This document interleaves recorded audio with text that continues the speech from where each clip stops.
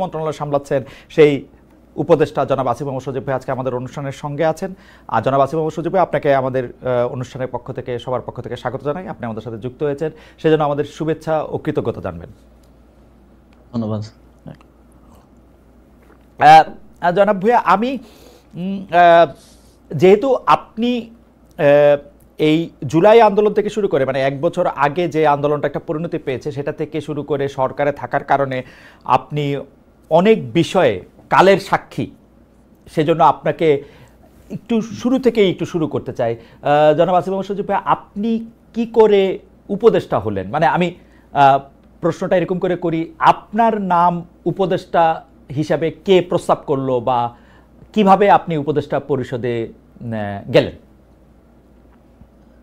5 আগস্টের পর যখন সরকার গঠন প্রক্রিয়া চলছিল, 5 থেকে 8 আগস্ট এই সময়টাতে, 5 আগস্টে আমরা সবাই একটা জায়গায় তো একমত ছিলাম যে প্রধান উপদেষ্টা হবেন ডক্টর মোহাম্মদ ইউনূস, কিন্তু বাকিদের বিষয়টা ঠিক ছিল না। তবে আমাদের কিংবা তখনকার যারা সমন্বয়ক সবার একটা এক্সপেরিয়েন্স হচ্ছে, দেখা গেছে আমাদের 69-এর গণঅভ্যুত্থানে ছাত্রদের অবদান আছে, 90-এর গণঅভ্যুত্থানে ছাত্রদের গুরুত্বপূর্ণ অবদান আছে, তারা জীবন দিয়েছে। কিন্তু পরবর্তীতে দেশ গঠন প্রক্রিয়ায় বা সেটাতে ছাত্রদের অংশীদারিত্ব না থাকার কারণে দেখা গেছে যে ছাত্রদের ভাগ্যের আসলে কোনো পরিবর্তন হয় নাই। আর একটা বিষয় ছিল, সেটা হচ্ছে গণঅভ্যুত্থানের পরে আমরা যখন উপদেষ্টাদের তালিকা নিজেরাও করছিলাম, আরো বিভিন্ন জায়গা থেকে স্টেক হোল্ডারদের থেকে নিচ্ছিলাম তালিকা, তো দেখে আমাদেরও অতটা শিওর হতে পারছিলাম না, কারণ আমরা তো তাদেরকে ব্যক্তিগতভাবে চিনতাম না। আমরা হয়তো টিভিতে দেখেছি বা অনেককে দেখিও নাই, শিওর হতে পারছিলাম না যে তারা কতটুকু এই গণঅভ্যুত্থানকে ধারণ করে কাজ করবে। তো সেই জায়গা থেকে আমার যতদূর মনে পড়ে 6 কি 7 আগস্ট, হ্যাঁ, টিএসসি তে আমাদের 158 জন সমন্বয়ক সহ আরো যারা গুরুত্বপূর্ণ ভূমিকা রেখেছিল তাদেরকে নিয়ে একটা বৈঠক ছিল। তো ওই বৈঠকেই মোটামুটি সবাই প্রস্তাব করে যে আমাদের মধ্য থেকে ছাত্রদের মধ্য থেকে উপদেষ্টা পরিষদে যাওয়া উচিত। এবং সেখানে যদিও বাকি স্টেক হোল্ডারদের থেকে, যেমন তখন সেনাবাহিনী একটা স্টেক হোল্ডার ছিল, তারপরে রাজনৈতিক দলগুলো স্টেক হোল্ডার ছিল, তো উপদেষ্টা পরিষদে যাওয়া উচিত। তো সব দিক থেকে ইয়ে হচ্ছিল যে 2 জন গেলে, তারপরে সেখানেই সবাই মিলে সিদ্ধান্ত নেয় যে নাহিদ ভাই এবং আমি উপদেষ্টা পরিষদে যাব প্রাথমিকভাবে। পরবর্তীতে তো মাহফুজ ভাই মাননীয় প্রধান উপদেষ্টার বিশেষ সহকারী হন এবং পরবর্তীতে উপদেষ্টা হন। সেটা কি 158 জন সমন্বয়ক যারা ছিলেন তারা নাম প্রস্তাব করে সেটা ঠিক করেছেন? মানে সেটা কি কোনো ভোটাভুটির মাধ্যমে? না, হ্যাঁ, সমন্বয়কদের মধ্যে যারা উপস্থিত ছিলেন সবার মোটামুটি ঐকমত্যের ভিত্তিতে আমরা যাই। ওকে, উপদেষ্টাদের তালিকার কথা আপনি বলছিলেন, সেই উপদেষ্টাদের তালিকা কার কার কাছ থেকে আসছিল? আপনারা মানে এই কারা উপদেষ্টা হবেন সেই সিদ্ধান্ত কি আপনারাই নিচ্ছিলেন? মানে যারা আমরা একটা প্রক্রিয়ার মধ্য দিয়ে গিয়েছি, সে সময়টায় আমরা একটা লিয়াজো কমিটি করেছি, আপনি যদি মনে করতে পারেন। ওই সেটার লিড দিচ্ছিলেন আমাদের বর্তমান উপদেষ্টা মাহফুজ আলম এবং আরো 4-5 জন যারা বিভিন্ন সোসাইটির বিভিন্ন সেক্টরের সাথে বিভিন্নভাবে সম্পৃক্ত ছাত্রদের মধ্য থেকেই। তো ওনারা মিলেই বিভিন্ন স্টেক হোল্ডারদের সাথে, যেমন বিএনপির সাথে আলোচনা হয়েছে উপদেষ্টা পরিষদ নিয়ে, আমাদের মাননীয় প্রধান উপদেষ্টা ডক্টর মোহাম্মদ ইউনূস স্যার একটা লিস্ট পাঠিয়েছিলেন আমাদের কাছে, সেখান থেকে ইনক্লুড হয়েছে, স্যার নিজে অনেক ইনক্লুড করেছেন। তো সবকিছু মিলিয়ে একটা উপদেষ্টা পরিষদ প্রাথমিকভাবে গঠিত হয়েছিল, পরবর্তীতে বিভিন্ন সময় সেটা আরো বর্ধিত হয়েছে। তার মানে হচ্ছে যে আপনারা বিএনপির একটা লিস্ট, জামাতের একটা লিস্ট, প্রফেসর ডক্টর মোহাম্মদ ইউনূসের একটা লিস্ট, সবগুলি নিয়েই মোটামুটিভাবে আমরা যেটা আপনাদের কাছ থেকে জানতে পেরেছি বিভিন্ন সময়, বা উপদেষ্টারাও বলেছেন যে একটা সবগুলি নামের মধ্যে থেকে যে নামটা কমন বা যে নামটা নিয়ে বিতর্ক সবচেয়ে কম, এরকম নামগুলি আপনারা খুঁজছিলেন। ফাইনালি আপনারা যে উপদেষ্টা পরিষদটা পান, সেই উপদেষ্টা পরিষদটা যেই সময় আপনি শপথ নিলেন, যাদেরকে দেখলেন বা তাদের নাম শুনলেন, সেটা নিয়ে আপনারা মোটামুটি সন্তুষ্ট ছিলেন সেই সময়? এখন পর্যন্ত আসলে সত্যি কথা বলতে গেলে সেই উপদেষ্টা পরিষদের 50-60% মানুষকে আমরা চিনি, আর এর বাইরে অনেকে হয়তো আমরা চিনিও না। কিন্তু ঐকমত্যের ভিত্তিতে বা আমরা সোশ্যাল মিডিয়ায় কিংবা গুগল ঘেটে দেখেছি যে তাদের প্রোফাইল কিরকম, যেমন এমনও অনেকের নাম আসছে যাদের প্রোফাইল বা ব্যাকগ্রাউন্ড একটু প্রবলেমেটিক। তো আমরা বিভিন্ন জন থেকে খোঁজ নিয়ে তাদের নাম বাদও দিতে হয়েছে, আবার এমন নাম আসছে যেটা হয়তো বিএনপির পছন্দ হয়নি বা এর খুবই রিজিড পজিশন ছিল, সেটাও বাদ দেওয়া হয়েছে। তো এইভাবে একটা সর্বজন গ্রহণযোগ্য একটা উপদেষ্টা পরিষদ বানানোটাই, যাতে করে সবার একটা ইয়ে থাকে, এটাই ছিল উদ্দেশ্য এবং শেষ পর্যন্ত সেটা হয়েছে। মূলত এটা কোঅর্ডিনেট করেছিল মাহফুজ ভাই, যে লিয়াজু কমিটি হয়েছিল তারাই, কারণ আমাদেরকে আবার অনেকগুলো যারা নেতৃত্বে ছিলেন তাদের অনেকগুলো দিকে আসলে মেনটেন করতে হচ্ছিল। তো আমরা দেখেছি, আমরা অবগত ছিলাম, বাট পুরো জিনিসটা প্রক্রিয়াটা মাহফুজ ভাই সহ ইয়ে করেছিলেন। ওকে, একটু মানে যেহেতু ওইখান থেকে শুরু করলাম, একটু আর্মেনিয়া কথা বলি। আপনি জানেন যে আওয়ামী লীগের যারা আছেন তারা সবাই মনে করেন, অনেকেই মনে করেন যে এটা আপনাদের ক্রেডিট না। না, আওয়ামী লীগের সবাই মনে করেন মোটামুটি এটা আপনাদের ক্রেডিট না, দেশের লোকজন কোনো আন্দোলনের মধ্যে কোনো অংশগ্রহণ করে না, এটা দেশি বিদেশি ষড়যন্ত্র এক। আর দ্বিতীয় হচ্ছে সেনাবাহিনী বন্দুকের নল উল্টা দিকে ঘুরিয়ে দিয়েছিল বলে তাদের পতন হওয়া সম্ভব হয়েছে। এবং বিশেষ করে সেনাপ্রধানকে তারা দায়ী করেন যে সেনাপ্রধানের বেইমানির কারণেই, কোট আনকোট বেইমানির কারণেই আসলে তাকে দেশ ছেড়ে চলে যেতে হয়েছে বা আওয়ামী লীগ সরকারের পতন হয়েছে। কিন্তু সেই সেনাপ্রধানের ব্যাপারে আপনার বক্তব্য, যেমন আপনি বলেছিলেন যে বুকে পাথর জমা রেখে তিনি ডক্টর মোহাম্মদ ইউনূসকে আসতে বলেছিলেন, বা সেনাপ্রধান ওয়াকার সাহেবকে সরানোর ক্ষেত্রে আপনাদের সাবেক সহযোদ্ধা বর্তমানে এনসিপির নেতা জনাব হাসনাত আবদুল্লাহর কিছু কথা, সেই সবগুলি বিষয় আপনার সাথে সেনাবাহিনীর সম্পর্ক বা সরকারের সাথে সেনাবাহিনীর সম্পর্ক খারাপ করেছে কিনা, বা সরকারের সাথে সেনাবাহিনীর সম্পর্ক আলাদা কোনো কিছু কিনা, নাকি সেনাবাহিনী একটা ডিসিপ্লিন, মানে এটা একটু আপনার কাছে একটু জানতে চাই। বিশেষ করে আপনার বক্তব্যের পরে এটা এরকম মনে হয়েছে কিনা ডক্টর মোহাম্মদ ইউনূস হয়তো সেনাপ্রধানকে এখন থেকে খারাপ ভাবতে শুরু করলেন যে উনি যেহেতু আমাকে চানই নাই তাহলে আমিও ওনাকে চাই না, ব্যাপারটা এরকম হয়েছে কিনা? সেনাবাহিনীর সাথে সরকারের কিংবা আমাদের তো কোনো বিরোধ নেই সেনাবাহিনীর সাথে, বরং আমরা মনে করি যে 5ই আগস্টের এবং এর পূর্ববর্তী গণঅভ্যুত্থানের সময়টাতে জুনিয়র অফিসার সহ যারা আছেন তাদের একটা চাপ ছিল যে তারা কোনোভাবেই গুলি করবেন না। সেটা বিভিন্ন মাধ্যমে আমরা দেখেছি, দরবার হলের মিটিং এর ইনফরমেশন লিক হয়েছে, সেখানে আমরা দেখেছি। তো তাদের এই অবদানকে অবশ্যই আমরা স্বীকার করি। তবে কিছু একটা জায়গায় আমার মনে হয় যে জায়গাটায় কনফ্লিক্ট, সেটা হচ্ছে আওয়ামী লীগের প্রশ্নে, যেটা আমাদের যেই সরকার গঠনের উদ্দেশ্যে 6 তারিখ বঙ্গভবনে যে বৈঠক হয় 3 বাহিনী প্রধান এবং রাষ্ট্রপতির সাথে, সে সময়কার আমি আগে একটু বলে নিই, কারণ এর আগে যখন কথা বলছি সবাই অনেকে বলতেছিল যে আমার শপথ ভঙ্গ হয়েছে। আমার শপথ গ্রহণ হয়েছে 8ই আগস্ট। 8ই আগস্টের পূর্বের যে কোনো সময়কার বক্তব্য আমার শপথের মধ্যে ইনক্লুডেড হবে না। 8ই আগস্টের পরবর্তী যদি কোনো আমি রাষ্ট্রীয় গোপন তথ্য পাবলিক করি, তা সেক্ষেত্রে আমার শপথ ভঙ্গ হতে পারে। তো গোপনীয়তা শপথ ভঙ্গ হওয়ার বিষয়টা অনেকে বলেছে। তো সেই মিটিংটা ছিল 6ই আগস্ট, সরকার গঠন প্রক্রিয়া আমরা যখন ইয়াতে আলোচনা করি। তো সেখানেই এটা আমি আমার আগের বক্তব্য বলেছি যে সেখানে এই কথাটা এসেছিল যে সেনাপ্রধান বলেছিলেন যে দেশের 30-40% মানুষ তো আওয়ামী লীগকে সাপোর্ট করে। তো যে অন্তর্বর্তীকালীন সরকার আসবে সেটার তো সবার কাছে গ্রহণযোগ্য হইতে হবে। তো আওয়ামী লীগের সেই 30-40% মানুষ তো ডক্টর মোহাম্মদ ইউনূসকে হেট করেন। তো এইটা নিয়ে আমাদের 3-4 ঘন্টার মতো প্রায় এই টপিক সহ আরো প্রাসঙ্গিক অন্যান্য টপিক ছিল, বাট এটাই ছিল মূল টপিক। 4 ঘন্টার মতো সম্ভবত বৈঠক হয়েছিল। সেখানে আমরা 4 জন ছিলাম। বাইরে ছিলেন তখন আসিফ নজরুল স্যার ছিলেন, তানজিমউদ্দিন স্যার ছিলেন ঢাকা বিশ্ববিদ্যালয়ের, আরো সমন্বয়করা ছিলেন। ভেতরে আমরা 4 জন ছিলাম, আমি, নাসিরউদ্দিন পাটোয়ারি ভাই, মাহফুজ আলম ভাই আর নাহিদ ইসলাম। তো তখন মূল আলোচনার বিষয়বস্তু ছিল এটাই।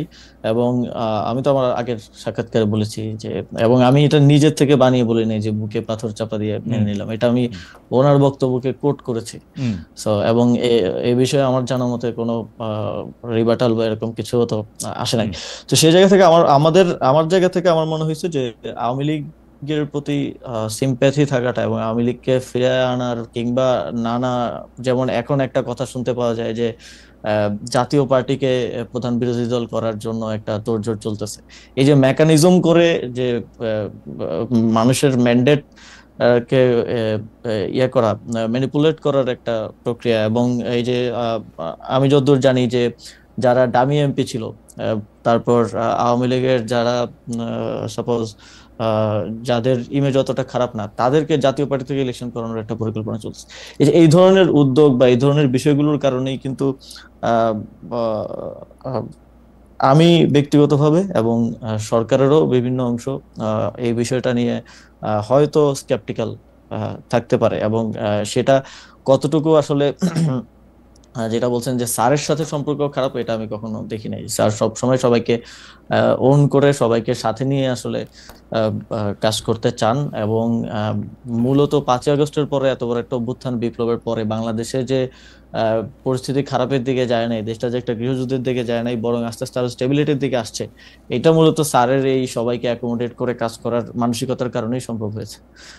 উম, আমি এই জায়গাটায় যদি আপনাকে একটু বলি, যে কারণ এগুলি খুবই গুরুত্বপূর্ণ প্রসঙ্গটা হচ্ছে এরকম যে ধরেন আপনি বলছিলেন যে মেকানিজম করে কোনো কিছুর একটা ম্যান্ডেট আদায় করা, যেমন আপনি এখন জাতীয় পার্টির কথা বললেন যে জাতীয় পার্টিকে প্রধান বিরোধী দল বানানোর একটা মেকানিজমের কথা শোনা যাচ্ছে। আমরা কিন্তু বিভিন্নভাবে শুনতে পাচ্ছি যে সরকারের ভিতরে আরেকটা সরকার আছে। আমরা এরকমও শুনতে পাচ্ছি যে গোয়েন্দা সংস্থাগুলি যারা শেখ হাসিনার সময়ে অ্যাক্টিভ ছিলেন তারা এখনও অ্যাক্টিভ আছেন, বিশেষ করে ডিজিএফআইয়ের কথা বলা হয়। কিন্তু আমরা তো দেখি ডিজিএফআই তো সরকার প্রধানকে রিপোর্ট করে, সেনা প্রধানকে না। মানে ডক্টর মোহাম্মদ ইউনূসের আন্ডারে ডিজিএফআই। তাহলে এই ব্যাপারটা আসলে কেমন? মানে যদি কেউ মেকানিজমটা করে থাকেন, এটা কি আপনারা সরকার থেকে করতেছেন নাকি সামরিক বাহিনী বা অন্য কোনো একটা সরকার যাদের আমরা চিনি না তারা করতেছেন? আপনি কি এইটা একটু এখন খালেদ ভাই, অন পেপার তো অনেক কিছুই থাকে, কিন্তু বাস্তব প্রয়োগের ক্ষেত্রে সেটার বাস্তবায়ন বা সেটার প্রক্রিয়াটা অনেক সময় অনেক ভিন্ন রকম হয়ে যায়। আসলে 5ই আগস্টের পরে এখানে শেখ হাসিনা থাকা অবস্থায় যেমন ক্ষমতার কেন্দ্র ছিল শেখ হাসিনা এবং আওয়ামী লীগ রাজনৈতিক দল হিসেবে, 5ই আগস্টের পরে তো ক্ষমতার কেন্দ্রগুলো অনেক অনেক দিকে ভাগ হয়ে গেছে। এখন তো সরকার একমাত্র ক্ষমতার কেন্দ্র না, যেটার আমি মনে করি যে এই ঘটনা প্রবাহে অনেকের অনেক ভুল ছিল, এবং সেই ভুলগুলোর জন্যই দেখা গেছে যে এই ক্ষমতার এই কেন্দ্র বিভাজিত হয়েছে।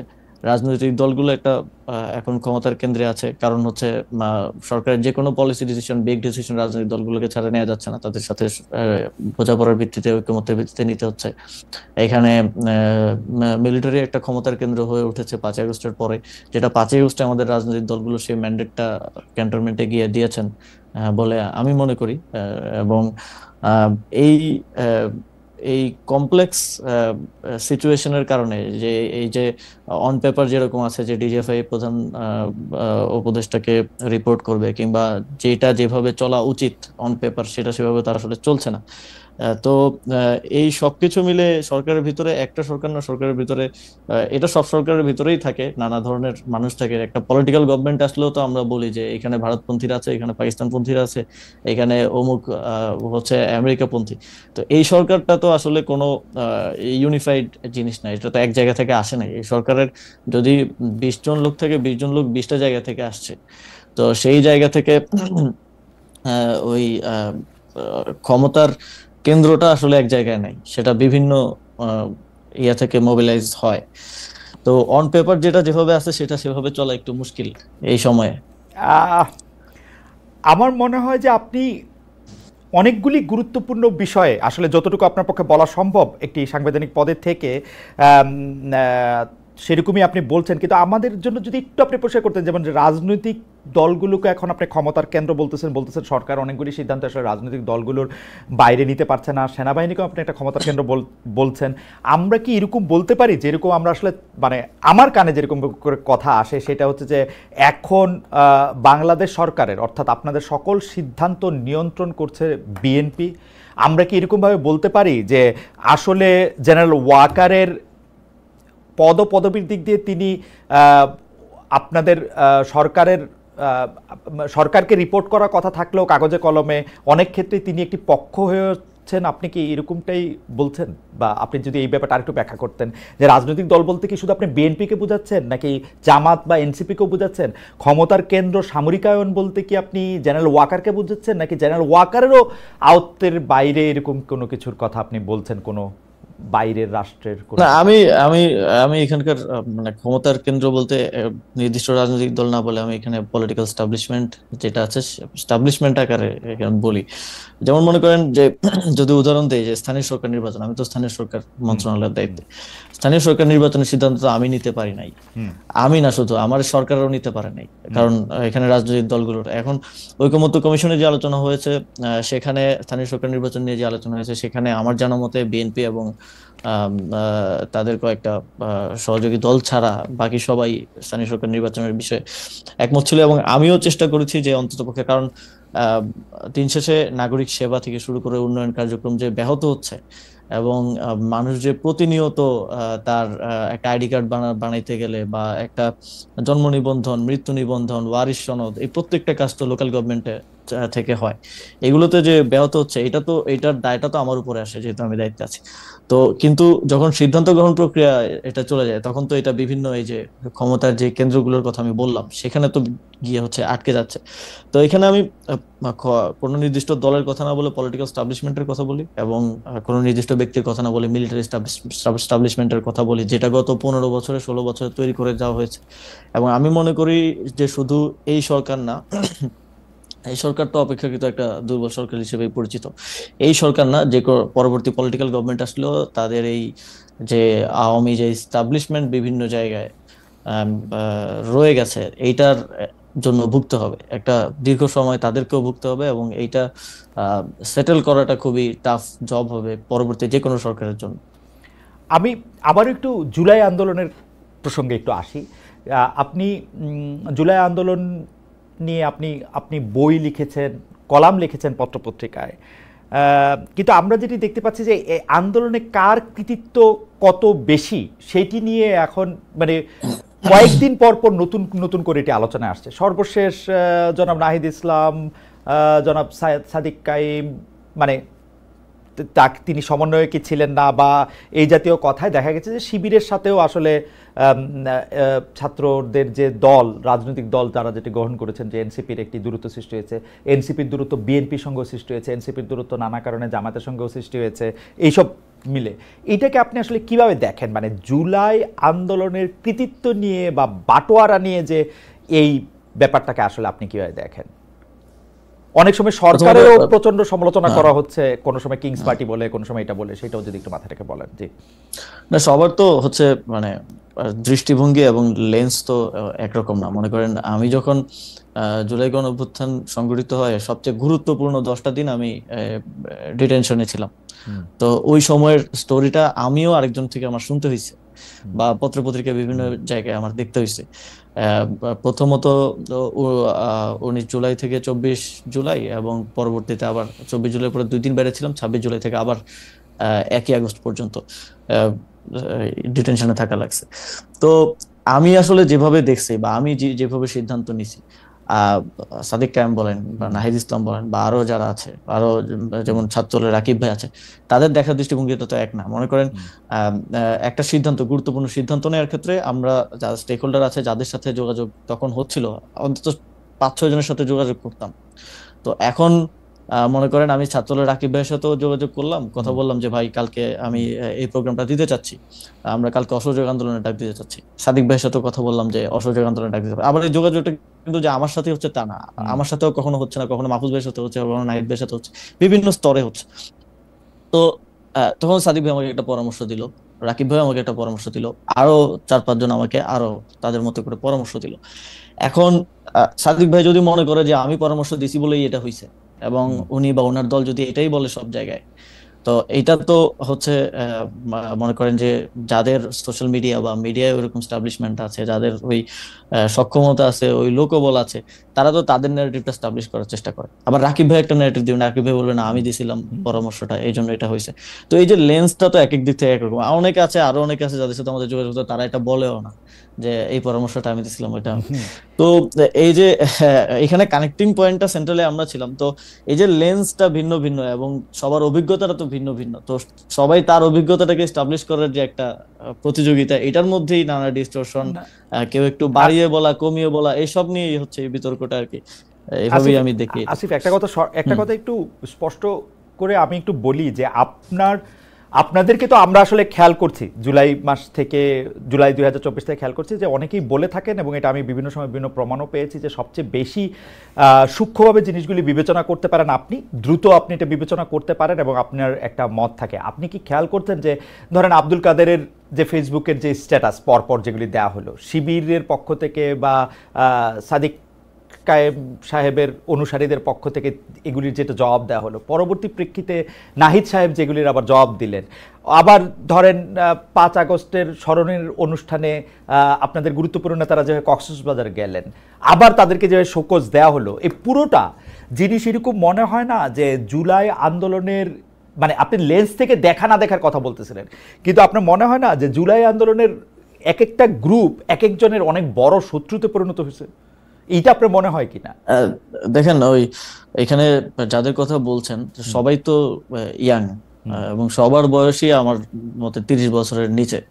তো স্বাভাবিকভাবেই মানে এই বয়সের মানুষজনের মধ্যে খুব দ্রুত রিয়েক্ট করে ফেলার বা দ্রুত হচ্ছে এক ধরনের রক্ত গরম থাকার বিষয় আছে না, তো সেটার একটা রিফ্লেকশন এটা আমি মনে করি। তবে এইটা আমার মনে হয় যে ছোটখাটো বিষয়ে, বিভিন্ন স্বার্থগত বিষয় কিংবা কৃতিত্বের বিষয় হোক, কিংবা সামনে হয়তো ডাকসু আছে বা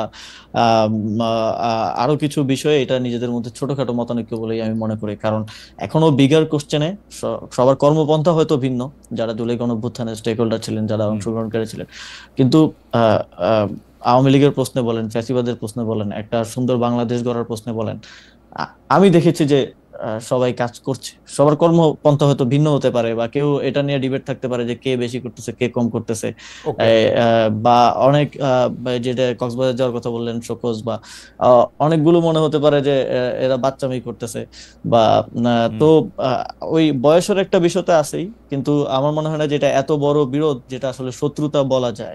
আমার মনে হয় যে আসিফ, আমি এই প্রসঙ্গ শেষ করতে চাই এখানে। কেউ যে বলছেন যে এই বিরোধটা আসলে কোনো কিছুর বাটোয়ারা নিয়ে, অর্থাৎ যারা এটার কেন্দ্রে থাকবেন তারা চাঁদা, যদি আমি পজিটিভ অর্থেও বলি, পার্টি চালানোর জন্য চাঁদা হোক বা অন্যান্য গুরুত্বের জন্য কোনো গুরুত্ব পাওয়া হোক, বা বড় নেতা ভবিষ্যতে হওয়ার জন্য এইটা গুরুত্বপূর্ণ, এইভাবে আপনি দেখেন কিনা?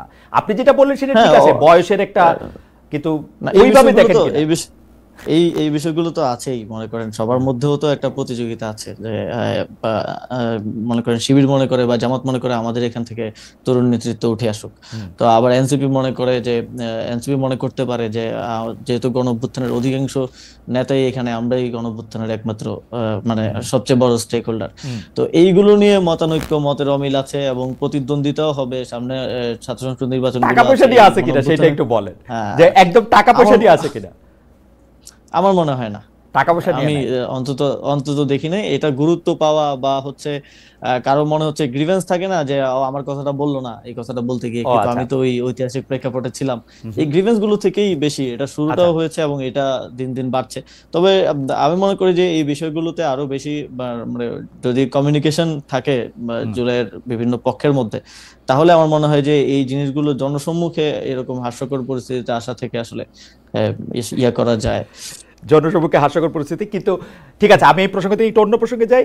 অনেক সময় আপনার এবং জনাব মাহফুজ আলমের নিরপেক্ষতা নিয়ে প্রশ্ন ওঠে, কারণ আপনারা যেহেতু জুলাই আন্দোলনের সামনের দিককার মুখ, এবং আপনাদের বাকি বন্ধুরা যেহেতু বাকি সহযোদ্ধারা, আমি এভাবে যদি বলি, বাকি সহযোদ্ধারা যেহেতু এখন একটি রাজনৈতিক দল করেছেন, আপনারা সেখানে যাবেন কবে, কেন যাচ্ছেন না, আসলে যাবেন কিনা, সেগুলো নিয়ে নানা রকম প্রশ্ন ওঠে। আমি সেইখান থেকে আসলে সরাসরি এই প্রশ্ন করতে চাই যে আপনার, মানে মাহফুজ আলমের উত্তর তো মাহফুজ আলম, জনাব মাহফুজ আলমের সাথে দেখা হলে নিশ্চয়ই তিনি দিবেন, কিন্তু আপনার কাছে প্রশ্ন যে আপনি রাজনীতিতে কবে যাবেন, পদত্যাগ করবেন কিনা, সরকারে থাকবেন কিনা, সে ব্যাপারে সিদ্ধান্ত নিয়েছেন কিনা? অনেকেই বলে থাকেন যে আপনি হয়তো রাজনীতি করবেন, ভোটও করবেন, কিন্তু যতদিন পারা যাচ্ছে ততদিন আপনি আপনার সরকারি বাসভবনে বা সরকারি পদে থাকতে চান। মানে আপনি আমার খুবই প্রিয়, সেই জন্য বলি যে অনেকে বলে থাকে যে আপনি পতাকাবাহী গাড়িতে আরো কিছুদিন চড়বেন, তারপরে ইলেকশন যখন এগিয়ে আসবে তখন আপনি গিয়ে মানে। দেখেন খালেদ ভাই, পতাকাবাহী গাড়ি বা এই বিষয়গুলো, মানে এটা আমরা কখনো চাইও নাই, বা এটার প্রতি আমাদের ওইরকম কোনো মোহও নাই। আমার দিক থেকে বিষয়টা হচ্ছে কিছু দায়িত্ব নিয়ে তো আমি এখানে আসছি, এবং কিছু দায়িত্ব গণঅভ্যুত্থানের সময়, সেই সময়টাতে যখন সমন্বয়করা আমাদেরকে সিলেক্ট করে তখন থেকেই দেয়া যে এই সরকারকে জুলাই গণঅভ্যুত্থানের পক্ষে রাখা, পক্ষের ডিসিশন গুলো নেওয়ার ক্ষেত্রে প্রভাবিত করতে করা, এবং ভয়েসটা যাতে থাকে সেই জিনিসটা নিশ্চিত করার জন্য সরকারে আসা। তারপরেও যদিও অনেক অন্যান্য মিনিস্ট্রির দায়িত্ব আসছে, ফর্মাল দায়িত্ব আসছে, তো সেই জায়গা থেকে আমি মনে করি যে এখনো আমাদের কিছু কাজ বাকি আছে। একটা বড় মাইলফলক হচ্ছে এই যে ঘোষণাপত্রটা আমরা ইয়ে করতে পারলাম, জুলাই ঘোষণাপত্রটা দেওয়া সম্ভব হলো। এখনো জুলাই সনদ বাকি আছে। জুলাই সনদের বাস্তবায়ন প্রক্রিয়া কি হবে এটা নিয়ে বিভিন্ন ধরনের মতানৈক্য। আমাদের যে ঐকমত্য কমিশনের 1 মাস মেয়াদ বৃদ্ধি করা হয়েছে। তারপরে সংস্কার কমিশন, যেই সংস্কারের, আমার লোকাল গভর্নমেন্টের সংস্কার কমিশন ছিল, যেই সংস্কারের রিপোর্ট গুলো দিয়েছে সেগুলোর একটা বাস্তবায়নের বিষয় আছে। এবং আমি মনে করি যে যেই দায়িত্ব নিয়ে এবং যাদের ম্যান্ডেট নিয়ে আমি এখানে এসেছি, সেই অনেকগুলো দায়িত্বই আমাদের পালন করা বাকি রয়ে গেছে। তো সেই জায়গা থেকে যতটুকু সম্ভব সেই দায়িত্বগুলো শেষ করতে চাই, কারণ এটা একটা ঐতিহাসিক দায় হিসেবেও থেকে যাবে যদি আমি সেটা শেষ করে যেতে না পারি আমার জায়গা থেকে। তো সেটার জন্য আমরা আমাদের জায়গা থেকে কাজ করছি। তবে আমি নিজেও ব্যক্তিগতভাবে এটা এটা মনে করি, এটা আমি আগেও বলেছি যখন বিভিন্ন সময় কথা উঠেছে, যে আহ, রাজনীতিতে সরাসরি জড়িত কারো সরকারে থাকা উচিত না, যদিও এরকম কয়েকজনই আছেন। এবং আমরা মনে করি যে নির্বাচনকালীন সরকারে, স্পেসিফিকলি নির্বাচনকালীন সরকারে, কালীন সরকারে শুধু নির্বাচন করব কি করব না সেটার জন্য না, যদি আমি নির্বাচন নাও করি তাহলেও নির্বাচনকালীন সরকার আমার থাকা উচিত না, যেহেতু এটা নিয়ে কনসার্ন আছে। এবং আমাদের গণতান্ত্রিক রূপান্তরের একটা, মানে আমাদের জুলাই গণঅভ্যুত্থানে যদি 3টা ম্যান্ডেট আমি ধরি, যে বিচার, সংস্কার এবং গণতান্ত্রিক রূপান্তর, তো গণতান্ত্রিক রূপান্তরের যেই দায়িত্ব আছে এবং সেখানে কনফ্লিক্ট অফ ইন্টারেস্ট এড়িয়ে চলার যে বিষয় আছে, সেখান থেকে আমি মনে করি যে রাজনীতিতে যুক্ত হওয়ার ইচ্ছা আছে এরকম কারোই নির্বাচনকালীন সরকারে থাকা উচিত না, তফসিলের আগেই তাদের আসলে। এটা আমি, মাহফুজ আলম, আরো যদি কেউ থাকেন সরকারে, আরো যারা আছেন, সবারই নির্বাচনকালীন সরকারে থাকা উচিত না। কারণ আমাদের মাননীয় প্রধান উপদেষ্টা বারবারই বলছেন যে আমরা একটা বেস্ট ইলেকশন আসলে জাতিকে উপহার দিতে চাই। তো সেই জায়গায় কোনো কোশ্চেন এবং কনফ্লিক্ট অফ ইন্টারেস্টের জায়গা যাতে না থাকে, এটা নিশ্চিত করাটা আমি নিজের দায়িত্ব বলেও মনে করি।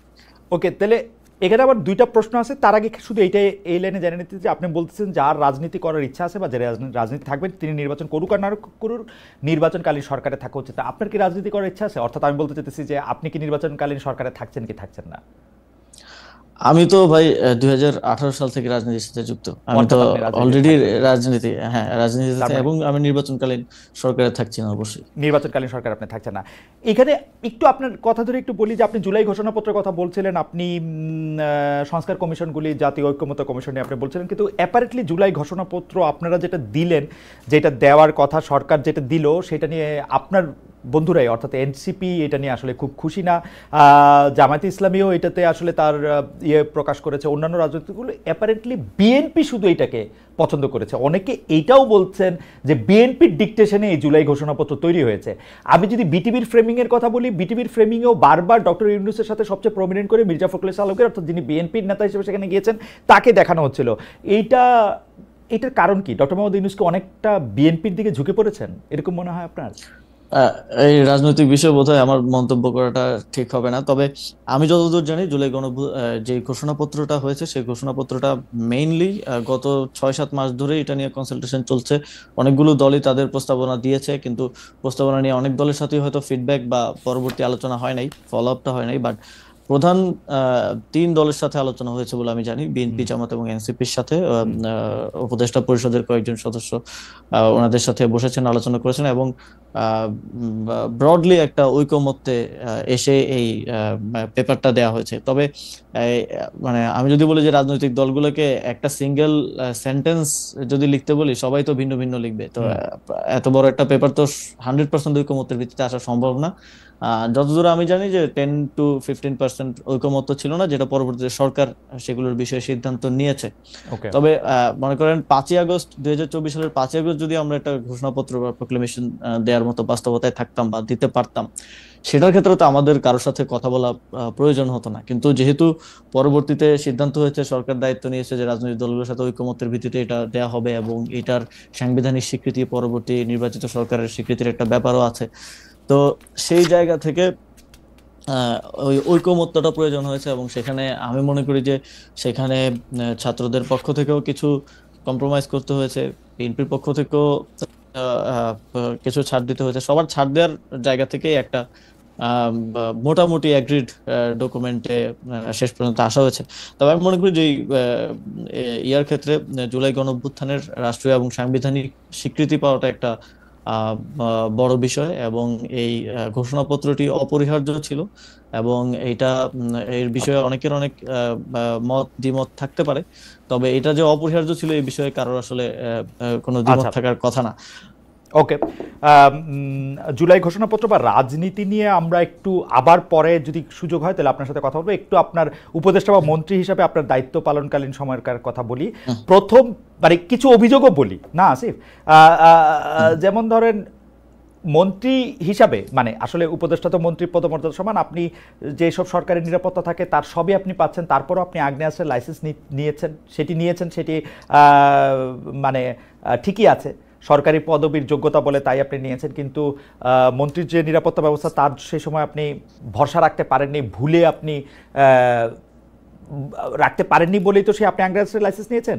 তো সেইটা আবার ভুল করে ম্যাগাজিন বিদেশে নিয়ে গেছেন। আমার প্রশ্ন সেখানেও না, আমার প্রশ্ন হচ্ছে আপনি একটা ফেসবুক পোস্টে এরকম দিয়েছিলেন যে রাষ্ট্রীয় গুরুত্বপূর্ণ তথ্য বা ভিডিও বিদেশে কেন সাংবাদিকদের কাছে গেল বা সাংবাদিকদের কাছে গেলে এটা নিয়ে আপনি প্রশ্ন তুলেছেন। আপনার কাছে কি মনে হয় এই প্রশ্ন তোলাটা ঠিক আছে? মানে আমরা না, মানে যে কোনো সাংবাদিকই যে কোনো জায়গায় তো যে কোনো তথ্য পেতে পারেন।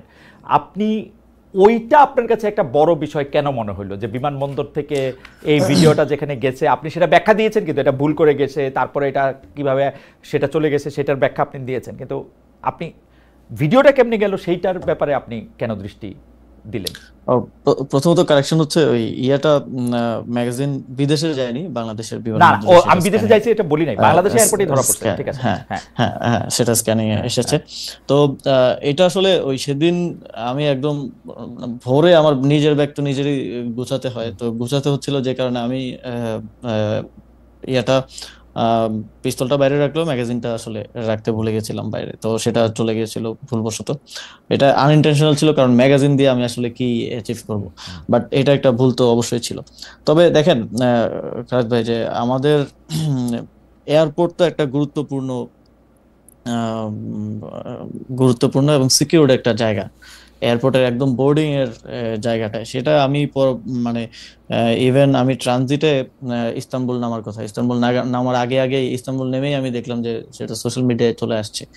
তো মানে এটা আমি একটা জায়গায় পয়েন্ট করতে চাইছি যে আসলে আপনি আমি বা আমি উপদেষ্টা থাকা অবস্থাতেও সার্ভেইলেন্সের মানে মানে আমি তো আপনাকে প্রথমেই বললাম যে ক্ষমতার কেন্দ্রগুলো তো বিভিন্ন জায়গায়। আমি উপদেষ্টা থাকা অবস্থায় আমার প্রতি যে ধরনের সার্ভেইলেন্স করা হয়, এবং মানে রাষ্ট্রের সরকারের দায়িত্ব থেকে রাষ্ট্রের সার্ভেইলেন্সের না আমি একটু জানতে শিকার চাই আর কি এই এমনটা। সার্ভেলেন্সটা কি এবং আপনার আনন্দ দেয় না? মানে প্রায় একই রকম সার্ভেলেন্সে মার্কিন রাষ্ট্রপতিও থাকেন, মানে যারা যত বেশি গুরুত্বপূর্ণ তারা তত বেশি সার্ভেলেন্সে থাকেন। আপনি তো আর চুরি করতেছেন না, আপনি তো আর ডাকাতি করতেছেন না, আপনি সার্ভেলেন্সে থাকলে কি অসুবিধা? না, সার্ভেলেন্স থাকলে তো অসুবিধা না, কিন্তু এটাকে তো আপনার নেগেটিভলি ফ্রেমিং মনে করেন। আমি কোথাও একটা খেতে গেলাম, হ্যাঁ, তো এটা তো আমার জন্য একটা দৈনন্দিন জিনিস, এবং আমি তো খাইতে যাইতেই পারি, এই স্বাধীনতা তো আমার থাকা উচিত। কিন্তু এইটাকেও তো ভিন্ন ভাবে ফ্রেমিং করা। আমি কয়েকদিন আগে একটা ইয়াতে একটা পোস্ট দেখলাম যে আমি এক জায়গায় বসে আমরা মানে 4-5 জন খাইতেছি, তো একটা একটা গুমনাম পেজ, বাট ওটা আমাকে নিয়ে পোস্ট দেওয়ার কারণে ওই পোস্টটা ভালো রিচ হয়েছিল। তো ওইখানে না কিন্তু আপনার না, লিখছে হচ্ছে আপনি খাইতে গেছিলেন ও, হচ্ছে আপনার ওই বন্ধুদের সাথে যারা এখন এনসিপি নামক রাজনৈতিক দলটার সাথে না না সম্পৃক্ত। না না, ওরা ওরা ওইটা এনসিপির সাথে ওইটা না, না, ওরা ওইটা না। ওরা ওই ইয়াতে ওরা ছাত্র অধিকার পরিষদ আমার সাথে ছিল, পরবর্তীতে ওরা বাকচাষের সাথে বাকচাষের এখন আচ্ছা ছাত্র আচ্ছা, এই রাজনীতির সাথে গণতান্ত্রিক ছাত্র সম্পৃক্ত। সংসদের হ্যাঁ সাথে, হ্যাঁ গণতান্ত্রিক হ্যাঁ। ছাত্র সংসদের তো সাথে। মানে ওইখানে টেবিলের মধ্যে শুধু পানির বোতল ছিল, কিন্তু ওই পোস্টে উল্লেখ করা হয়েছে যে আসিফ মাহমুদ হচ্ছে মদ খেয়ে, আসিফ মাহমুদের সহযোগীরা সহ মদ খেয়ে মাতালে। তো এটা যে ফ্রেমিং করাটা হচ্ছে, যে সার্ভেইলেন্স করে এটাকে ফ্রেমিং করা, তো এইটা তো প্রবলেমেটিক, এবং এটা এক ধরনের পারসেপশন তৈরি করে। প্রত্যেকটা জিনিস তো আপনি বা আমি বসে বসে উত্তর দিতে পারবো না। না আপনার কাছে কি এটা মনে হয় না যে ধরেন আপনি বাংলাদেশে মানে আমি সাংবাদিকতা করি বলে আমি দেখি যে বাংলাদেশে যে কয়জন একজন তারকা আছেন, আপনি তার মধ্যে সবচেয়ে বড় তারকাদের একজন এখন। সেটা জুলাই আন্দোলনের জন্য হোক, পরে আবার সরকারে যাওয়ার কারণে হোক, সেজন্য এই ধরনের ইয়া তো থাকারই কথা। কিন্তু আপনার ইঙ্গিতে কি এইটা ছিল যে এই সার্ভেলেন্সটা সরকারের ভিতরে যে অনেকগুলি কেন্দ্র বা সরকার তাদের কেউ করতেছে? আমি আরো সরাসরি বলি, এটা কি কোনো গোয়েন্দা সংস্থাকে আপনি ইঙ্গিত করেছিলেন? হ্যাঁ, আমি আমি এর আগেও বলছি যে কিছু রিপোর্টের ব্যাপারে আমি একটা সংবাদ সম্মেলনে বলতে গিয়ে বলছিলাম যে আমাকে হাউস থেকে যোগাযোগ করে বলা হয়েছে যে এইটা তো আমাদেরকে চাপ দিছে করার জন্য, এবং এটা টেক্সটটা হুবহু আমি হাউসে ফোন করে জিজ্ঞেস করছিলাম যে আপনারা যে একটা নাম্বার লিখলেন এখানে, এটা কিসের রেফারেন্সে লিখছেন? আপনাদের ইয়াতে তো রিপোর্টে তো লেখা জানা গেছে, জনশ্রুতি আছে, এই কিসের রেফারেন্স আপনারা লিখলেন? তখন বললো এটা আমাদেরকে একটা গোয়েন্দা সংস্থা থেকে দিয়ে চাপ দেওয়া হয়েছে এটা রিপোর্ট করার জন্য। তো এই যে এটা তো সরাসরি আছে, আমি সরাসরি কয়েকবার বিভিন্ন জায়গায় বলছি, এবং এটাকে এই মানে আমরা এমন একটা কমপ্লেক্স সিচুয়েশনের মধ্যে আছি যেখানে আসলে আমার কোনো প্রতিষ্ঠানও আমার বিরুদ্ধে আসলে কাজ করছে কিনা এটাও আসলে বোঝা অনেক সময় মুশকিল হয়ে যায় আর কি। খুবই ইন্টারেস্টিং। তবে আমি আপনাকে একটা তথ্য হিসেবে একটা জিনিস জানায় রাখি, সরকারের ভিতরকার অঙ্গগুলি আসলে এভাবেই কাজ করে। মানে আমি আপনাকে দায়িত্ব নিয়ে বলতে পারি, সরকারের অনেক মানে বিগত সরকারের অনেক মন্ত্রীর বিরুদ্ধে যেসব রিপোর্ট হয়েছে তার অনেকগুলি আবার গোয়েন্দা সংস্থাও দিয়েছে। আবার এইটা কিন্তু সব সরকারের সময় করা হয়। যেমন ধরেন নাইকো দুর্নীতির সঙ্গে বিএনপির জ্বালানি প্রতিমন্ত্রী যে সম্পৃক্ত ছিলেন সেটা গোয়েন্দা সংস্থার সরবরাহ করার রিপোর্ট। এরকম নানাভাবে এটা একটার মধ্যে থেকে একটা এরকম হইতে থাকে। এটা চেক এন্ড ব্যালেন্সের জন্য সরকার প্রধান হিসেবে করে, কিন্তু সেটা নিয়ন্ত্রণ রাখার জন্য জাতীয় স্বার্থের জাতীয় স্বার্থের বিষয় হলে কোনো সমস্যা নেই। আমি মনে করেন কোথাও জাতীয় স্বার্থে ভঙ্গ করার জন্য কোনো বিদেশি কারোর সাথে মিটিং করতেছি, গোপন বৈঠক করতেছি, সেটা আপনি ফাঁস করেন, সমস্যা নেই। কিন্তু আপনি আমার একেবারেই ব্যক্তিগত বিষয় যেটাকে আপনি নেগেটিভলি ফ্রেমিং করার জন্য করছেন, এটা তো নীতি বহির্ভূত হয়। অবশ্যই নীতি বহির্ভূত হয়। এবং আপনি সন্দেহ করছেন যে সরকারের ভিতরের যে অংশটুকু মানে মানে হ্যারি পটারের ভাষায় বলতে হয়, যাদের নাম আমরা নিতে পারতেছি না প্রমাণের অভাবে, সেরকম কাউরেই আপনি সন্দেহ করতেছে, মানে ধরেন সামরিক গোয়েন্দা বাহিনী বা ওরকম কোনো কিছু, নাকি আপনাকে ফ্রেমিং? অনেকেই আছে আসলে 5ই আগস্টের পরে, আপনি একটু আগেও যেটা বললেন যে অনেকেই স্বার্থের জন্য যারা জুলাই গণঅভ্যুত্থানে আমাদের সাথে ছিল তারও হয়তো আমাদের বা আমার সাথে নাই। আবার এনসিপির তো মনে করেন যে আমাদের অন্যান্য সহযোদ্ধারা যে রাজনৈতিক দলে আছে তাদের তো ওনারা তো ইউনাইটেড আছেন এক জায়গায়, তো কেউ একজন বিপদে পড়লে বাকিরা হয়তো বাঁচাতে পারেন। তো আমরা তো সরকারে যারা আছি তারা তো ওই দেখা যায় যে যারা সাবেক সহযোদ্ধা তারাও আমাদেরকে বক্তব্যে গালিগালাজ করছেন যে সরকার এই কাজটা করতে পারতেছে না, ওইটা করতে পারতেছে না। পরিষ্কার আমরা তো এক ধরনের একা, আমাদের তো কোনো বন্ধু নেই। পরিষ্কার। আমি এই জিনিসটা খেয়াল করলাম, জনাব মাহফুজ আলম কয়েকদিন আগে একটা স্ট্যাটাস দিয়েছিলেন, ফেসবুক স্ট্যাটাস, সেখানেও তিনি প্রায় একই ধরনের কথা বলছিলেন যে আসলে মানে নতুন রাজনৈতিক দলকে তিনি ইঙ্গিত করেছিলেন, এই নানা ধরনের দুর্নীতির প্রসঙ্গ তিনি ইঙ্গিত করেছিলেন। আপনারা কি সত্যি মানে এরকম সরকারের মধ্যে থেকে যদি এরকম ভালনারেবল থাকেন, তাহলে তো আপনাদের আসলে মানে আমরা যারা আপনাদেরকে সমর্থন দিয়েছিলাম তাদের কি কিছু করার আছে এই ব্যাপারে? মানে এটা কি হতে পারে সেটা আমার একটা জানার ইচ্ছা, যদি আপনাদেরকে আসলেই ফ্রেম করা হয়, আসলেই যদি আপনারা এটার মধ্যে থাকেন।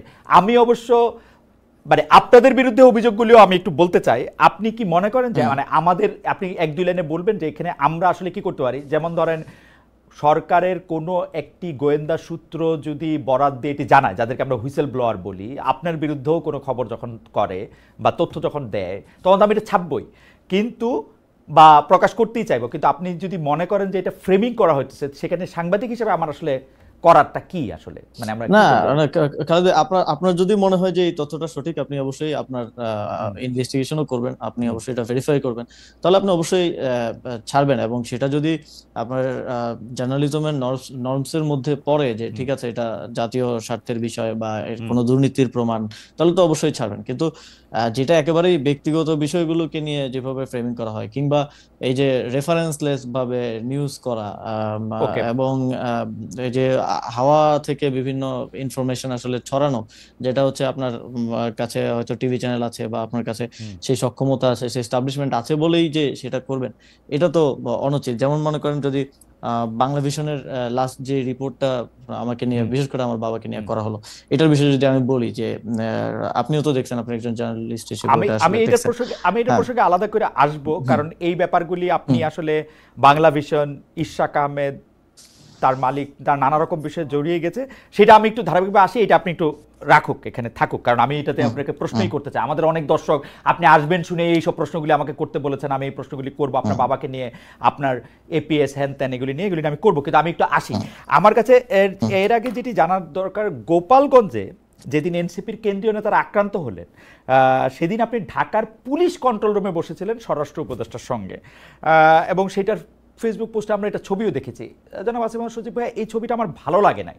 এটা যে আমার ভালো লাগে নাই, এইটা আমি আমার বিভিন্ন কথা আমি বলতেও চেষ্টা করেছি, জানতেও চেষ্টা করেছি। আজ আপনাকে পেলাম, তাই আপনার কাছে একটু জানতে চাই, আপনি কোন ক্ষমতা বলে সে একটা কন্ট্রোল রুমে বসেছিলেন, এবং আপনি কি নির্দেশ কাকে দিচ্ছিলেন যে মানে এটা করতে হবে বা ওইটা করতে হবে, এরকম কি নির্দেশ আপনি দিয়েছিলেন? না, আমি আমি কাউকে কোনো নির্দেশ দিচ্ছিলাম না। আমি সেখানে একটু মানে মূলত আমি হচ্ছে সরকারের আইন শৃঙ্খলা বিষয়ক যে উপদেষ্টা কমিটি, সেই কমিটির সদস্য, এবং সেটা হিসেবে আইন শৃঙ্খলা বিষয়ক ইয়াতে আমার থাকার ক্ষেত্রে ফর্মাল আসলে অফিসিয়াল কোনো বাধা নাই। এবং সেখানে ওই সময়টা তো খুব ক্রাইসিস সিচুয়েশন যাচ্ছিল, সেখানে যে কোনো ধরনের দুর্ঘটনা ঘটতে পারতো। তো সেই জায়গা থেকে সরকারের কন্ট্রোল রুমে আইন আমাকে শৃঙ্খলা, আমি একটু একটু একটু করে শুনে শুনে আসি, সরকারের আইন শৃঙ্খলা বিষয়ক কমিটিতে আর কে আছে? মানে স্বরাষ্ট্র উপদেষ্টা আপনি, আর কোন উপদেষ্টা কে আছেন? হ্যাঁ, আরো প্রায় এটা হয়তো 12 জন উপদেষ্টার আইন শৃঙ্খলা বিষয়ক কমিটি। মানে 12, মানে আইন উপদেষ্টা শৃঙ্খলা বিষয়ক কমিটির সব উপদেষ্টাই মোটামুটি সদস্য নাকি 12-13 জন সদস্য? না, সব উপদেষ্টা না, 12 জন সদস্য বোধহয়। এবং তারা এরকম কন্ট্রোল রুমে গিয়ে থাকতে পারেন, মানে আইনে বাধা নাই? না, ফর্মালি তো এতে কোনো আসলে বাধা নাই। আমি তো সরাসরি কোনো নির্দেশনাও দিচ্ছিলাম না, যেটা স্বরাষ্ট্র উপদেষ্টা নির্দেশনা দিচ্ছিলেন। আমি সেখানে কোঅর্ডিনেশন করার চেষ্টা করছিলাম। যেমন মনে করেন, এই যে পুলিশ পাঠানো হবে, কিন্তু পদ্মা সেতুর সামনে বৈষম্য বিরোধী ছাত্র আন্দোলনের লোকজন অবরোধ করে রাখছে, পুলিশ যেতে পারছে না। তো এই কারণে এই কোঅর্ডিনেশনটার জন্য স্বরাষ্ট্র উপদেষ্টা তিনি আমাকে ফোন করেছিলেন, আমি গিয়েছিলাম। এবং তো ওদের সাথে যেহেতু আমার যোগাযোগ আছে, পূর্ব পরিচিতি আছে, তো ওদেরকে বলে তখন ওই কোঅর্ডিনেশনটা করা, যাতে করে সেখানকার ওই পরিস্থিতি সামাল দেওয়ার ক্ষেত্রে কোনো ধরনের বাধা তৈরি না এই হয়। এই ছবিটি কে তুলেছিল? আপনার কোনো সহকারী? মানে কে পোস্ট করেছিল? এই ছবিটির উৎস কি?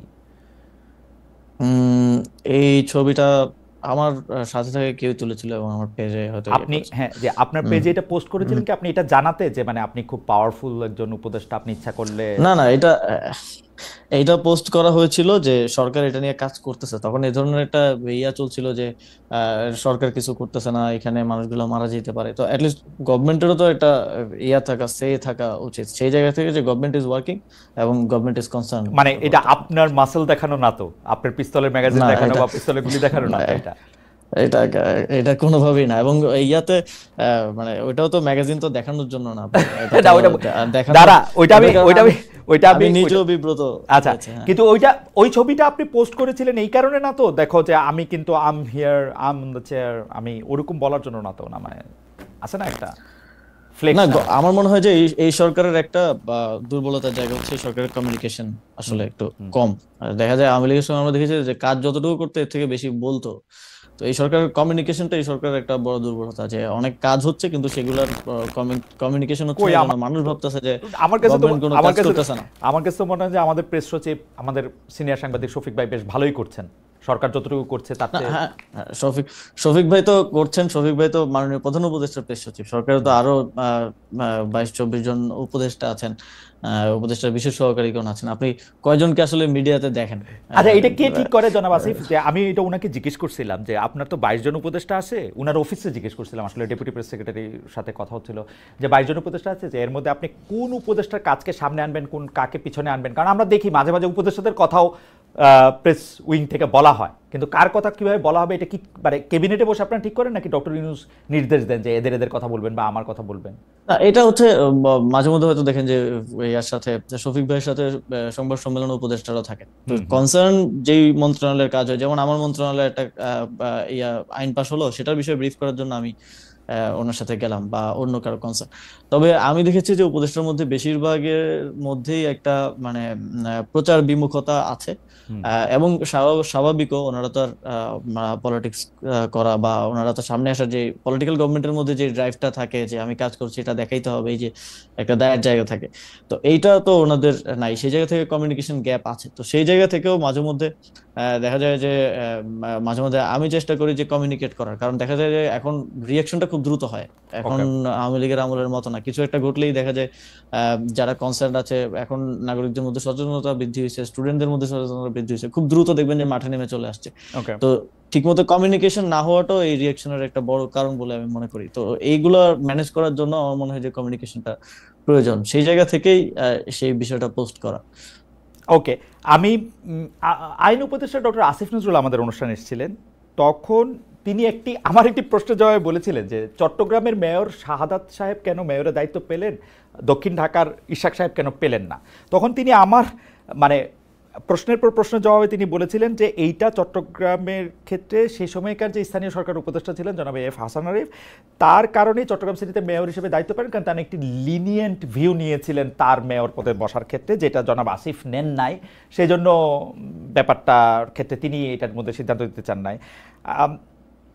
সার্বিকভাবে বিএনপির সিনিয়র নেতারা কিন্তু অভিযোগ করেন যে আপনি গায়ের জোরে আসলে জনাব ইশাককে বসতে দেন নাই। তো আপনি কি মনে করেন যে সপ্তাহ 10 দিন বা 15 দিনের জন্য জনাব ইশাক মেয়র হলে সেটা কি, মানে আপনি এটাকে পার্সোনালি নিয়েছেন কিনা বা নিয়েছেন কিনা, মানে এটা আপনার গায়ের জোরের ব্যাপারটা যেটা আসছে? হ্যাঁ, প্রথমত খালেদ ভাই, পার্সোনালি নেওয়ার তো এখানে সুযোগ নাই। এখানে এই ধরনের জনগুরুত্বপূর্ণ এইসব সিদ্ধান্ত সরকারের সর্বোচ্চ পর্যায় থেকেই আসে, এবং এইখানে পার্সোনালি কোনো ডিসিশন নিয়ে তো আমি মানে নিজে ঝুঁকি নিতে চাইবো না।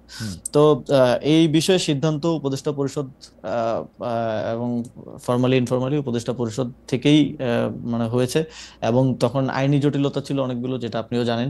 এবং তখন এই যেহেতু আমি এই মন্ত্রণালয়ের দায়িত্ব অন্য যে কেউ থাকলে তাকেও উপদেষ্টা পরিষদের সিদ্ধান্তই বাস্তবায়ন করতে হতো। এবং আপনি যদি ইশরাক ভাইয়েরও লাস্ট দু একটা প্রেস ব্রিফিং এ উনি নিজেও বলেছেন যে এটা উপদেষ্টা পরিষদের সিদ্ধান্ত, ডক্টর মোহাম্মদ ইউনূসকে ভুল বোঝানো হয়েছে, উপদেষ্টা পরিষদ ভুল বুঝাইছে।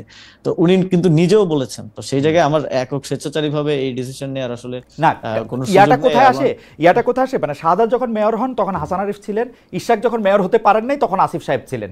সেই জন্য মনে হয় যে এখানে আসিফ সাহেব কোনো কিছু করেছেন কিনা। না, এটা হাসান আরিফ স্যার হয়তো সেই সময়টার কথা আমার ঠিক মনে নেই, এটা হয়তো তিনি উপদেষ্টা পরিষদে আনেন নাই, কিংবা ওই বিষয়ে এত বেশি আইনি জটিলতাও ছিল না। তো উপদেষ্টা পরিষদে যখন যায় তখন আমার তো মানে স্টেশনের দায়িত্বে থাকা জায়গা থেকে হচ্ছে আমার ওই সিদ্ধান্তটা বাস্তবায়ন করাটা হচ্ছে আমার দায়িত্ব। এবং যেহেতু এখানে আইনি জটিলতা ছিল, একই সাথে এই সিদ্ধান্ত বাস্তবায়নের ক্ষেত্রে আমাদের আসিফ নজরুল স্যারও সহযোগিতা করছেন, অ্যাটর্নি জেনারেলও এইটার ক্ষেত্রে আইনি পরামর্শ দিয়েছেন আমাদেরকে। তো এটা যে এককভাবে আসিফ মাহমুদের, এটা রাজনৈতিক কারণে অনেক সময় বলা হয়ে থাকে, রাজনৈতিক প্রতিপক্ষ আমাকে অনেকে মনে করতে পারেন তারা সেভাবে অ্যাটাক করতে পারেন, কিন্তু শেষ পর্যন্ত তো ইশাক ভাই নিজেও বলেছেন যে এটা উপদেষ্টা পরিষদে আসলে সিদ্ধান্ত। আমারও মনে হয় যে এটা উপদেষ্টা পরিষদেরই সিদ্ধান্ত, কিন্তু এখানে আবার একটা কথা আসে যে উত্তর ঢাকায় আপনি প্রশাসক নিয়োগ দিয়েছেন সম্পূর্ণ আপনার একক সিদ্ধান্তে। জনাব এজাজ সাহেবের আগে পিছে যাই এইটা নিয়ে কি আপনি একটু বলবেন? ইদানিং আবার শুনতেছি যে এজাজ সাহেব আপনার এবং সৈয়দা রেজানা হাসান যিনি আরেকজন উপদেষ্টা, তাদের দুইজনের একক পছন্দ, তাদের আপনি একটু ভাই এজাজ ভাইয়ের নিয়োগটাও কিন্তু উপদেষ্টা পরিষদের সিদ্ধান্ত। এটা কোনো মানে এটা তো ফর্মাল এজেন্ডা উত্থাপন হয় নাই, কিন্তু উপদেষ্টা পরিষদের বিবিধে এই বিষয়ে আলোচনা হয়েছে। এবং ওই দিন আমি কোনো একটা কারণে আমি হয়তো সফরে ছিলাম, আমি উপদেষ্টা পরিষদের ওই বৈঠকে ছিলাম না, ইভেন ওই উপদেষ্টা পরিষদের বৈঠকে আমি নিজে ছিলাম না। তো সেই উপদেষ্টা পরিষদের সিদ্ধান্ত হয়েছে, আমাকে সিদ্ধান্ত জানানো হয়েছে, আমি সেটা বাস্তবায়ন করেছি। তো এখন এটা তো পারসেপশন, ওই যে বললাম যে রাজনৈতিক কারণে পারসেপশন তৈরি করা হয় যে একক সিদ্ধান্ত এত বড় জায়গায় আসলে নেওয়ার সুযোগ নেই। যদি একক সিদ্ধান্ত নেওয়ার সুযোগ থাকতো আমি লোকাল গভর্নমেন্ট ইলেকশন দিয়ে দিতাম, আরো অনেক কিছু। আপনার কাছে কি মনে হয় না ডক্টর মোহাম্মদ ইউনূস যদি তার কোনো একটা বক্তব্যে বা কোনো জায়গায় কোনো কিছুতে যদি এটা পরিষ্কার করতেন যেটা উপদেষ্টা পরিষদের সিদ্ধান্ত, তাহলে আপনার উপর এতগুলি জিনিস আসতো না, এবং ডক্টর মোহাম্মদ ইউনূস ইচ্ছা করে বা ডক্টর মোহাম্মদ ইউনূসের অন্যান্য উপদেষ্টা পরিষদ ইচ্ছা করে এটা জনাব আসিফের উপরে আনতেছেন,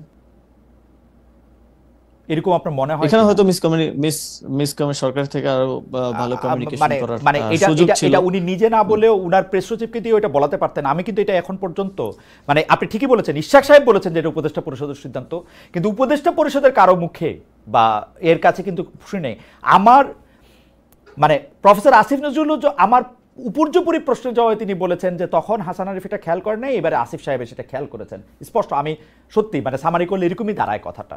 তো আমার কাছে মনে হয়েছে যে আমি জনাব হাসান আরিফকে অনেকদিন ধরে চিনি, আমার কাছে মনে হয়েছে যে যেটি জনাব হাসান আরিফের কাছে মনে হইলো যে না আইনি বিষয়ে এটি চলতে পারে, সেটি জনাব আসিফের যখন মনে না হইলো, তার মানে উনি ব্যক্তিগতভাবে ব্যাপারটা নিলেন।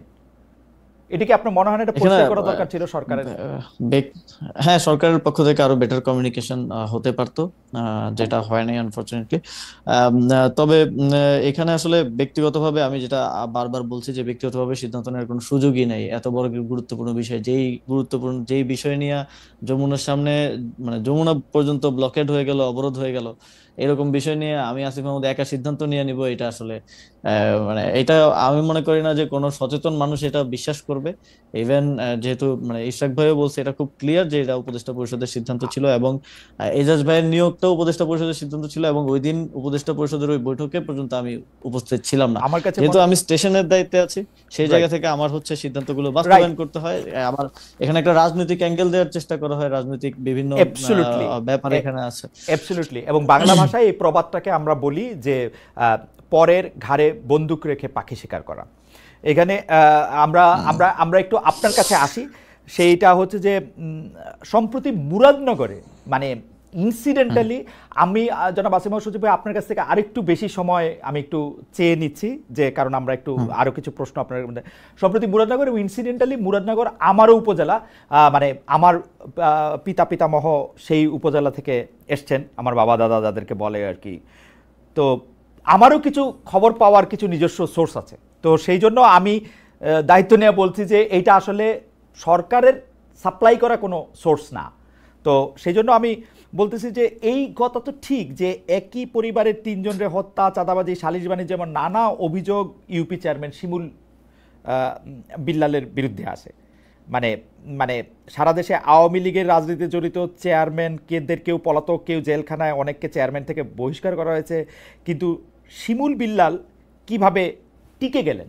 এখন এই কথা এই কারণে আসছে যে যে সরি শিমুল সাহেবের যে এইটা আসছে এরকম, সেইটার জন্য আপনার বাবা তাকে শেল্টার দিচ্ছেন, এবং আপনার বাবা তাকে শেল্টার দিচ্ছেন যে ক্ষমতা খাটিয়ে, সেই ক্ষমতার নাম হচ্ছে আসিফ মোহাম্মদ সজীব ভুঁইয়া।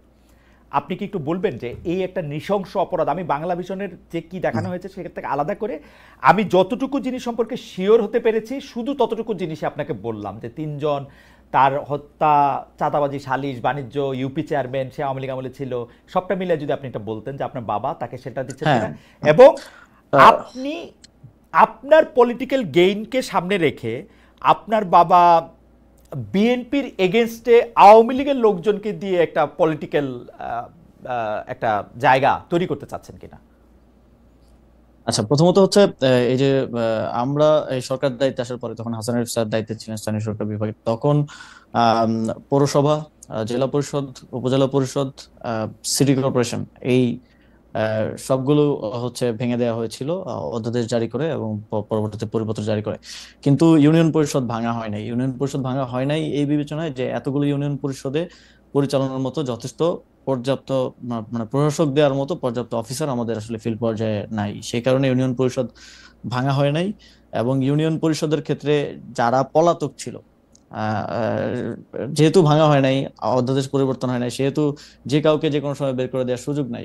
যারা পলাতক ছিল তাদের ক্ষেত্রে স্পষ্ট উল্লেখ আছে 60 দিন স্টেশনে উপস্থিত না থাকলে তাকে বরখাস্ত করা যাবে। সেই প্রক্রিয়ায় অনেককে বরখাস্ত করা হয়েছিল। কিন্তু শিমুল বিল্লালের ঘটনা আমি পরবর্তীতে খোঁজ নিয়ে যতটুকু জেনেছি, তিনি স্বতন্ত্র প্রার্থী হিসেবে ইলেকশন করেছেন, এবং তিনি 5 আগস্টের পরে পলাতক ছিলেন না একদিনের জন্য, তিনি স্টেশনেই ছিলেন।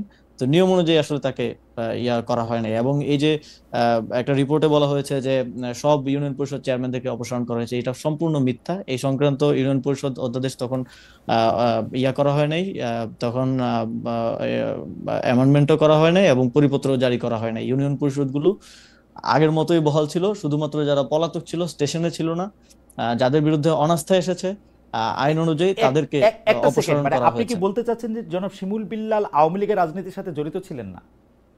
আওয়ামী লীগের রাজনীতির সাথে জড়িত ছিল কিনা আমি জানি না, তবে স্বতন্ত্র প্রার্থী ছিল এতটুকু আমি জানি। আচ্ছা, তিনি স্বতন্ত্র প্রার্থী হিসেবে নির্বাচনে জয়ী হয়েছেন যতদূর আমি জানি। এবং শেল্টারের বিষয়ে যেটা বলা হয় যে ওই যে একটা ছবি দিয়ে হচ্ছে বলা হয় যে শেল্টার দেওয়া হচ্ছে, ওই ছবিটা কিন্তু ওই ঘটনারও আরো অনেকদিন আগের, এবং ছবিটা দেওয়ার সময় খুব ক্লেভারলি ওই যে নিচে যে ডেট লেখা থাকে, অনেক ফোন দিয়ে ছবি তুলে ডেট লেখা থাকে, ওই ডেট এন্ড টাইমটা আসলে কেটে দেওয়া হয়েছে। আমার কাছে ডেট এন্ড টাইম সহ ছবিটা আছে।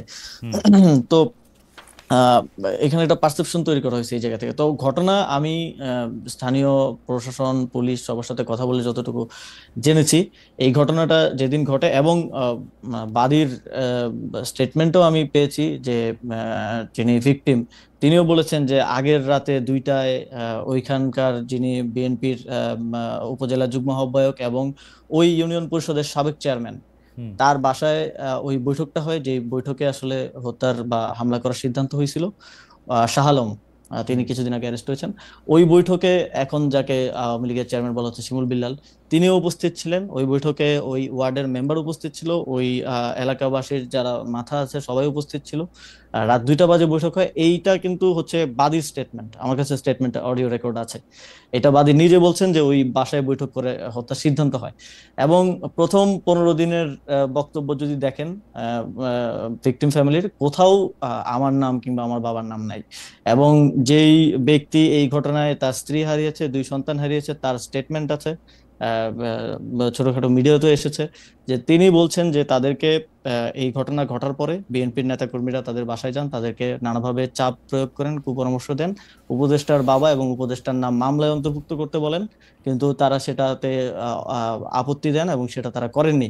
কিন্তু পরিবারের আরেকাংশকে এবং তার মেয়ের ব্যাপারে যখন আমরা বিভিন্নভাবে তার সাথে কথা বলার চেষ্টা করি, তিনি বলেন যে তার মেয়েকে তিনি আর সেই সময়ের পর থেকে পাচ্ছেন না, তার মেয়ে অন্য জায়গায় আছে। এবং এই যে বিভিন্ন ধরনের স্টেটমেন্ট, বক্তব্য, যেটা প্রথম 15 দিনে আসে নাই। আপনি তো যে কোনো হুম ক্রাইমের ইয়ার ক্ষেত্রে যদি আপনি ভিকটিমের বক্তব্য নেন, তাহলে তো আপনার ফার্স্ট বক্তব্যটা বিশ্বাসযোগ্য হওয়া উচিত, যেটা পরবর্তীতে তাদেরকে এবং আমরা এটা কি এরকম হতে পারে জনাব ভূঁইয়া, এটা কি এরকম হতে পারে যে প্রথম দিকে আপনার ভয়ে তারা সত্যি কথা বলতে পারেন নাই? আমার ভয়, তো প্রথম দিকে যদি আমার ভয়ে না বলতে পারে, পরে কিভাবে তাহলে বলতেছে? অনেক কষ্টে তো সাহস সঞ্চয় এটা করেছে। এবং এবং না, এখানে যদি যার স্ত্রী মারা গেছে, হুম যার 2 সন্তান মারা গেছে, এবং উনি সেখানে থাকলে উনিও হয়তো মারা যেতে পারতেন, হুম তিনি বলছেন যে তাদেরকে চাপ প্রয়োগ করা হয়েছে। এই ভিডিওটা আছে, আমি প্লে করে আপনাকে শোনাতে পারি, যে আচ্ছা। তাদেরকে চাপ প্রয়োগ করা হয়েছে, তাদেরকে উম, উম, কুপরামর্শ দেওয়া হয়েছে যেন তারা আমাদের নাম অন্তর্ভুক্ত করেন, কিন্তু তারা সেটা প্রাথমিকভাবে রিফিউজ করেছেন। ওকে তার নিজের স্টেটমেন্ট আছে। ওকে। আমার মনে হয় যে আমরা আরেকটু অন্য জায়গায় যাই। যে সম্প্রতি আপনার বাবা বিল্লাল হোসেনের বিষয়ে আরেকটা অভিযোগ এসেছিল, যেটা আপনি আসলে স্বীকার করেছেন, যে একটা ঠিকাদারি লাইসেন্স হওয়ার পর আপনি এটা বিব্রত হয়েছিলেন। আপনি বলেছিলেন যে সেটি আসলে একটি ভুল এবং এটি প্রত্যাহারও করা হয়েছিল এবং তার এটিকে নিষেধ করা হয়েছে। কিন্তু আমরা দেখেছি যে একটা স্কুলের সহকারী প্রধান শিক্ষকের উপর অত্যাচার, যেটি আসলে মানে তাকে বিবস্ত্র করে অমানবিক নির্যাতন চালানোর কথা, তিনি এই অভিযোগ করেছিলেন যে বিল্লাল হোসেনকে 2014 সালে বহিষ্কার করা হলে তখন আমি ভারপ্রাপ্ত প্রধান শিক্ষক হয়েছিলাম, সেটাই বিল্লাল হোসেন অর্থাৎ আপনার পিতা, সেটাই তার আসলে এই মানে প্রতিশোধ নেয়ার কারণ। এইটার সম্পর্কে আপনি একটু কিছু বলবেন যে এইটার বিষয়টা কি? হ্যাঁ, ভাই, প্রথমত ওই রিপোর্টে তো খুব সুন্দর করে দেখানো হয়েছে, কান্নাকাটি সহ হুম ইমোশন হুম দিয়ে ইয়া করা হয়েছে। তো আমার কাছে এখানে পেপারেই আছে যে এই যে বহিষ্কারের কথা যেটা বলা হচ্ছে, হুম এটা হচ্ছে বাবার স্বাক্ষর নকল করে, হুম এবং হাইকোর্টের ভার্ডিক্ট আছে যে এই স্বাক্ষরটা নকলকৃত। হুম এটা টেকনিক্যাল অ্যাসেসমেন্ট করে ভার্ডিক্ট দেওয়া হয়েছে। স্বাক্ষর নকল করে একটা পদত্যাগ পত্র, মানে অব্যাহতি পত্র, যে অন্যত্র হুম চাকরি হয়েছে বিধায় আব্বু হচ্ছে যে প্রধান শিক্ষকের পদে অব্যাহতি এবং ছাড়পত্র প্রসঙ্গে, এই যে আমার কাছে এটা আছে, হুম যে স্বাক্ষর হুম নকল করে ওনাকে আসলে বহিষ্কার করা হয়েছে, যদিও সেখানে বলা হয়েছে যে অর্থ আত্মসাতের কারণে বহিষ্কার করা হয়েছে। আমার কাছে হাইকোর্টের এখানে ভার্ডিক্টও আছে এবং শিক্ষা বোর্ডের ভার্ডিক্ট আছে। এটা ওই সময় তো আর আমি উপদেষ্টা ছিলাম না, যে ওই সময়ের ভার্ডিক্ট আছে যে এটা স্বাক্ষর নকল করে তাকে তার পদ থেকে হুম সরানো হয়েছে। এবং এটা তখনকার সহকারী প্রধান শিক্ষক হওয়ার জন্য এবং তখনকার ম্যানেজিং কমিটির সভাপতি তার কিছু কথা না শোনার জন্য এই ষড়যন্ত্রটা তখন করা হয়েছে। এবং আমার কাছে এই তখন, এবং এই যে শিখারানী যার কথা বলা হচ্ছে, তিনিও 4বার বহিষ্কৃত হয়েছেন। হুম 4বার, একবার না, 4বার। এবং 4বারের মধ্যে 3বারই ওই সময়কার যিনি ম্যানেজিং কমিটির ডিরেক্টর, মানে সভাপতি হুম মোহাম্মদ আলীর দ্বারা 3বার তিনি ইয়া হয়েছেন। পরবর্তীতে তাদের মধ্যে বোঝাপড়া হয়েছে এবং তারা বাবার বিরুদ্ধে এটা করেছে, যদিও হাইকোর্টের রায় নিয়ে, রায় একবার না, ওকে। যখন শিক্ষা বোর্ড আব্বুকে পুনর্বহাল করলো ওরা সেটা আপনার কাছে মানলো না। আপনার কাছে কি মনে হয় যে এই যে একটা ষড়যন্ত্র বা আপনি যেটাকে বলছিলেন যে এইভাবে সাজানো গোছানো জিনিস, এটার কারণ কি? জনাব বিল্লাল সাহেব কি রাজনীতিতে ওখানে সক্রিয়, নাকি তিনি রাজনীতি করবেন, নাকি আপনি উপদেষ্টা হওয়ার পরে আপনার এই জায়গার শত্রু বেড়েছে বলে আপনি মনে না করেন? এটা আমি মুরাদনগরের বিষয়ে যদি বলি, মুরাদনগরের ইয়াটা ছিল নির্বাচন করা কিংবা রাজনীতি করার জায়গা থেকে না। কারণ হুম। মানে আমি যদি রাজনীতি করিও, আমার মানে রাজনীতির সেন্টারটা মুরাদনগর হওয়াটা আমার জন্যই আরো নেগেটিভ। কারণ যোগাযোগ থেকে হুম। শুরু করে সময়, কারণ আমি পলিটিক্স করলে আমি ন্যাশনাল জায়গা থেকে, ন্যাশনাল অ্যাপ্রোচ থেকে করবো, আমি তার স্থানীয় পর্যায়ের হুম। নেতা হিসেবে রাজনীতিটা করব না।